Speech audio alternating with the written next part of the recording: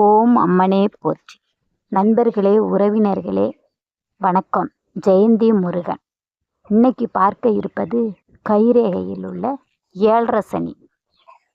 ஏழரை சனி எப்படி இருக்கும், அதன் தாக்கம் எப்படி இருக்கும் என்று வாங்க தெளிவாக பார்க்கலாம்.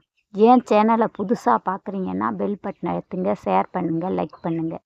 உடனுக்குடன் நான் போடுற வீடியோ உங்களுக்கு வந்து சேரும். வாங்க கைரேகை பற்றி தெளிவாக சொல்கிறேன். கைரேகையில் 3 ரேகையை பற்றி தான் உங்களுக்கு தெரியும். கையில் சின்ன சின்ன ரேகையெல்லாம் உண்டு. அந்த சின்ன சின்ன ரேகைகளுக்கும் ஒவ்வொரு அர்த்தம் உண்டு.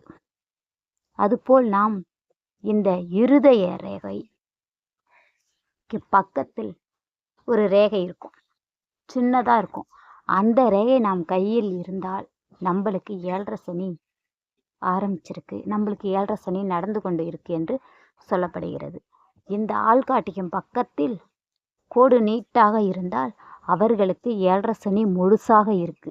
இல்லை இப்போ தான் ஆரம்பம்னா சின்னதாக இருக்கும் கோடு. அப்படி என்றால் சின்னதாக கோடு இருந்தால் இப்போ தான் ஆரம்பம்னா முழு கோடு நீட்டாக தெரிந்தால் அவர்களுக்கு ஏழரை சனி ஃபுல்லாக பிடிச்சி வெளியில் கொஞ்சம் கொஞ்சமாக வர்றதுக்கு அவருக்கு வரப்போகிறார் என்று சொல்லப்படும். இதுபோல் நாம் கைரேகை பற்றி தெளிவாக தெரிஞ்சு கொள்ள வேண்டுமென்றால் என் சேனலை ஃபாலோ பண்ணுங்கள்.